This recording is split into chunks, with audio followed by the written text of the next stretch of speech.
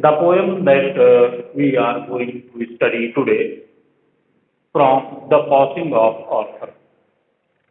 The Passing of Arthur is an extract from a poem Mark the Author by Alfred Lord Tennyson. Alfred Lord Tennyson was a representative poet of Victorian era. Tennyson Victorian age के प्रतिनिधि कवि थे और ये कविता जिसका नाम है from the passing of Arthur, ये मार्क डी आर्थर नामक एक बड़ी कविता है, उसमें से लिया गया है।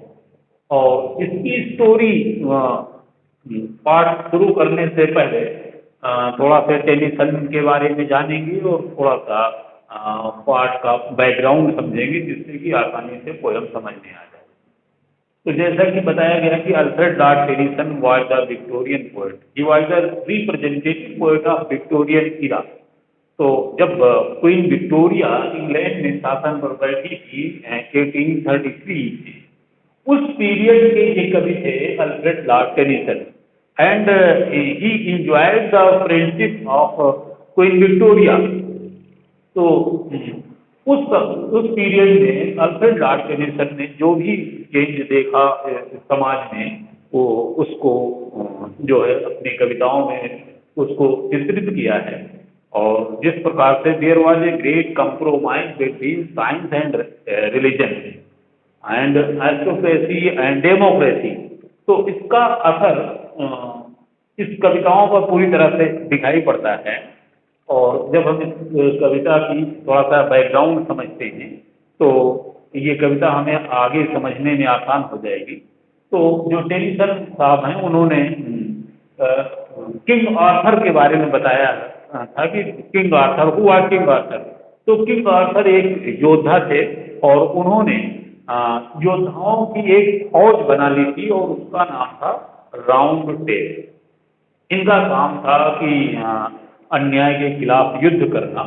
और ये पोएम जहाँ से शुरू हो रही है, तो जो मार्क डी आर्थर थे, किंग आर्थर थे, वो अब एक युद्ध में घायल हो चुके हैं और वो अब मरणासन्न हैं और उनकी विदाई हो रही है। और विदाई करने वाला राउंड टेबल का एक सदस्य जिसका नाम था सर वेडिवर, वही केवल बचा है।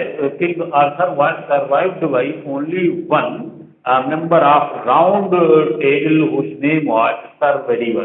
तो सर वेडिवर उनको किस प्रकार से सी ऑफ करता है, तो जैसा कि जो किंग आर्थर थे वो बहुत बड़े योद्धा थे और उनका काम था युद्ध लड़ना और अन्याय के खिलाफ लड़ाई करना। तो जितने राउंड टेबल के सदस्य थे वो धीरे धीरे मारे जा चुके थे, मर चुके थे, वीरगति को प्राप्त कर चुके थे।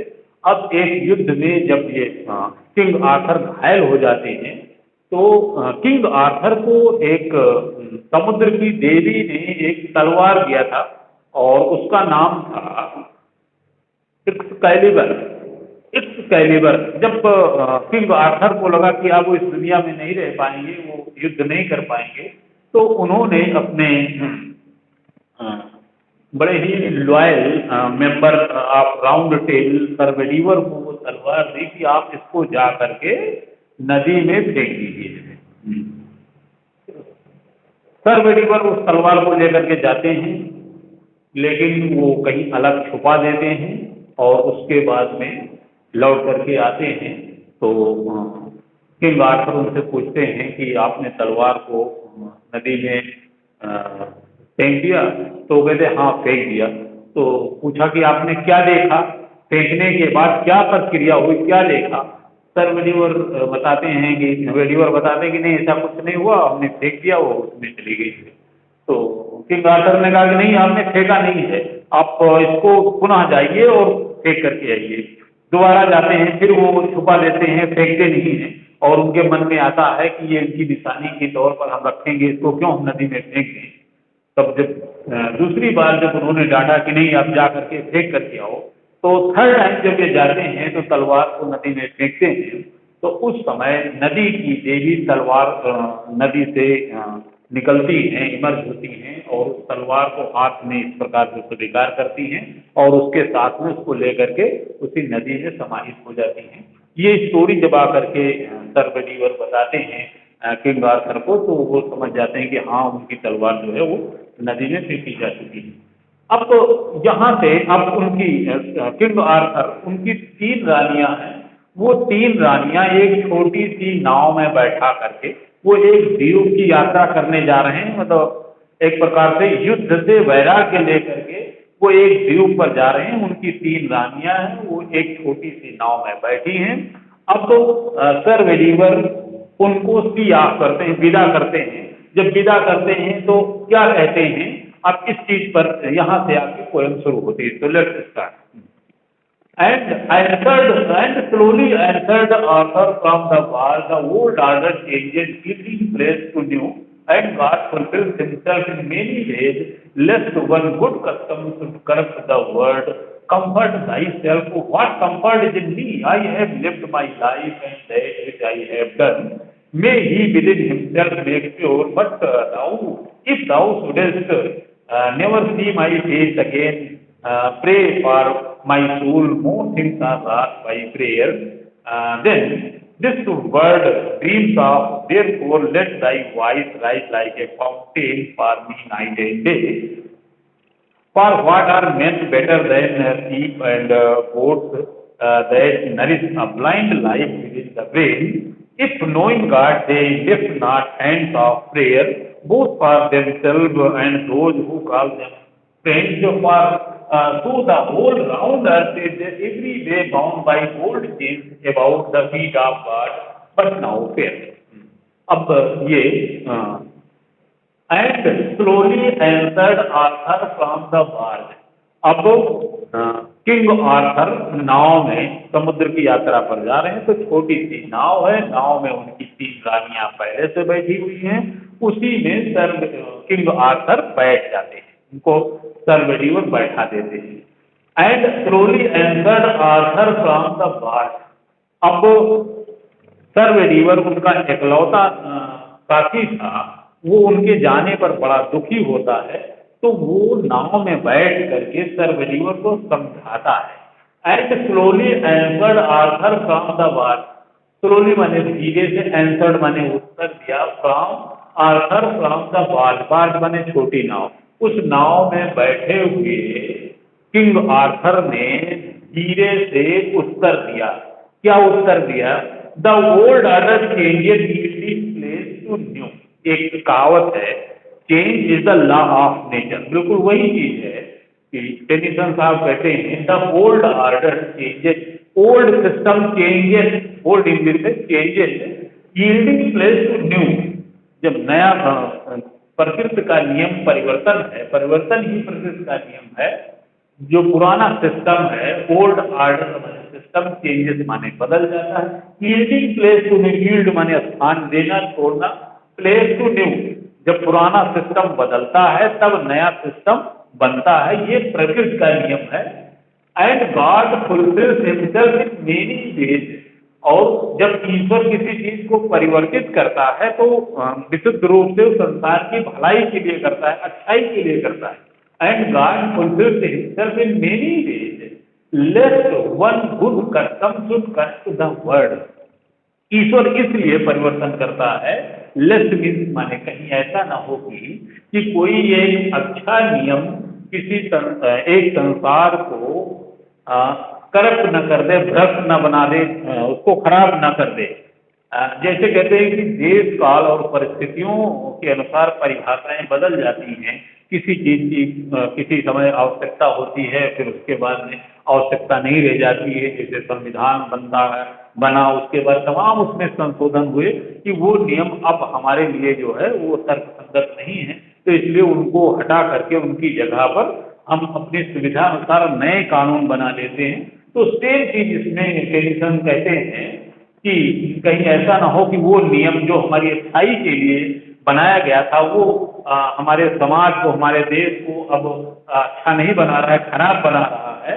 तो तो इसलिए जो है वो परिवर्तन प्रकृति का नियम है और ईश्वर ये परिवर्तन किया करता है, हमारी भलाई के लिए किया करता है। Comfort thy self. अब चूंकि सर वेडीवर जो है उनको विदा कर रहा है, तो सर वेडीवर बहुत दुखी है। उनके जाने पर उसके अंदर जो दुख है, जो पीड़ा है, उसको व्यक्त करता है। तो किंग आर्थर नाव में बैठे बैठे उसको ये तर्क दे करके उसको समझाते हैं, उसको कंसोल करते हैं, उसको सांत्वना देते हैं कि तुम विलाप मत करो। Comfort thyself, comfort thyself, what comfort is in me. धैर्य रखिए। What comfort is in me, मेरे अंदर जो धैर्य है देखो, मेरे अंदर जो संतोष है, जो शांति का भाव है, उसको देखिए। मैं नहीं विलाप कर रहा हूँ। तो किसी के जाने पर विलाप मत करिए, क्योंकि हम जाएंगे तो कोई दूसरे लोग आएंगे, इस चीज को उन्होंने पहले ही समझा दिया। तो comfort thyself, what comfort is in me. अपने आप को शांत रखिए, मेरे अंदर शांति देखिए, मुझे कोई प्रॉब्लम नहीं जो है, मैं जा रहा हूँ। I have lived my life and that which I have done. अक्सर किंग आर्थर कहते हैं कि मैंने अपना जो जीवन जिया है, जिस प्रकार से जिया है, what ever the work I have done in my life, I am fully satisfied with my work. मैं अपने कार्य से पूरी तरह से संतुष्ट हूँ। जो कार्य मैंने किया है, मे ही विदिन ही, ये एक बड़े से लिखा हुआ है, इसका मतलब इट इंडिकेट्स गॉड। एक बड़े होने का मतलब ये ईश्वर का प्रोनाउन है, इसलिए एक बड़े से। May he means may God within himself make pure. ईश्वर मेरे कार्यों को पवित्र करे, मेरे कार्यों के जो बुराइयां हैं उनको वो दूर करे। बट दाऊ, मैंने जो भी जीवन में कार्य किया है और उसको ईश्वर उनमें से बुराइयों को दूर करे। और but thou, if thou shouldst never see my, लेकिन तुम सर बेलीवर को कहता है कि if thou shouldst never see my face again. एक बात हो सकती है आपके विलाप का कारण कि अब मैं जा रहा हूं, तो अब दोबारा आप मेरा चेहरा नहीं देख पाओगे, आप मुझसे फिजिकली दोबारा नहीं मिल पाओगे, ये तुम्हारी समस्या हो सकती है। If thou shouldst never see my face again, आप दोबारा मेरा चेहरा नहीं देख सकोगे। तो इसके लिए क्या करो, प्रे फॉर माई सोल। इसके लिए मेरी अंतरात्मा के लिए, मेरी आत्मा के लिए, प्रे फॉर माई सोल, मेरी अंतरात्मा के लिए ईश्वर से प्रार्थना कीजिए। क्योंकि more things are lost by prayer, कि बड़ी बड़ी मुसीबतें प्रार्थना से हल हो जाती हैं, दूर हो जाती हैं। इसमें टेनिसन का इंडियनिज्म झलकता है, उनका जो है ईश्वर में विश्वास झलकता है, ईश्वर में आस्था झलकती है। और वो कहते हैं more things are lost by prayer. Tennyson जो है किंग आर्थर के माध्यम से सर वेडीवर को समझाते हैं कि आप मेरे लिए विलाप मत करिए, क्योंकि बड़ी बड़ी मुसीबतें ईश्वर की प्रार्थना से हट जाती हैं, टल जाती हैं। तो इसलिए मेरी आत्मा की संतुष्टि के लिए आप ईश्वर से प्रार्थना करिए। Then this world dream of, ऐसी मुसीबतें जिनकी हम कल्पना करते हैं, जो मुसीबतें हमारे समाज में हमारे ऊपर आ सकती हैं, ये सब प्रकार की मुसीबतें ईश्वर की प्रार्थना के द्वारा हल हो जाती हैं, कट जाती हैं। Wherefore let thy voice rise like a faint warning night and day। और इसलिए आप अपनी आवाज को ईश्वर की प्रार्थना में मेरे लिए, इसलिए एक झरने की तरह से, एक फव्वारे की तरह से दिन रात आप ईश्वर से प्रार्थना करिए। For what are men better than thieves and God, क्योंकि वो लोग जो ईश्वर के अस्तित्व को जानते हुए ईश्वर की प्रार्थना नहीं करते हैं, वो भेड़ बकरी से ज्यादा कुछ नहीं है। कोई भी आदमी ईश्वर के अस्तित्व को जानते हुए ईश्वर के की प्रार्थना नहीं करता है, तो वो भेड़ बकरी से ज्यादा कुछ नहीं है। For man better than thieves and God that nourish a blind life within the brain, that nourish a blind life. Blind life means जो ईश्वर के प्रति जिसकी अज्ञानता है, अज्ञानता का भाव है, वो ईश्वर को, महात्मा को जानते हुए भी ईश्वर की से प्रार्थना नहीं करता है, वो व्यक्ति भेड़ बकरी से ज्यादा कुछ नहीं है। If knowing God they lift not end of prayer, जो ईश्वर को जानते हुए ईश्वर की प्रार्थना में हाथ नहीं उठाते हैं, ईश्वर की प्रार्थना नहीं करते हैं, अपने लिए बोथ फॉर देमसेल्फ, अपने लिए and those who call them friends, और जो उनको मित्र कहते हैं। जो व्यक्ति अपने लिए अथवा अपने मित्रों के लिए ईश्वर से प्रार्थना नहीं करता है, वो व्यक्ति भेड़ बकरी से ज्यादा कुछ नहीं होता है। For so the whole round earth is every day bound by gold chain about the feet of God. ये प्रार्थना एक ऐसी चीज है, For so the whole round earth, ये गोल पृथ्वी is bound, every way bound, ये चारों तरफ से बंधी हुई है, by gold chain about the feet of God. आदमी प्रार्थना के माध्यम से ईश्वर से जुड़ा रहता है। प्रार्थना एक ऐसा माध्यम है जो आदमी को ईश्वर से जोड़ करके रखता है। तो प्रार्थना को चेन बताया गया, gold chain. Gold chain means good chain, means is a chain that relates a particular man to God, जो ईश्वर और आदमी को जोड़ती है। प्रार्थना के माध्यम से कोई व्यक्ति ईश्वर से जुड़ा रहता है।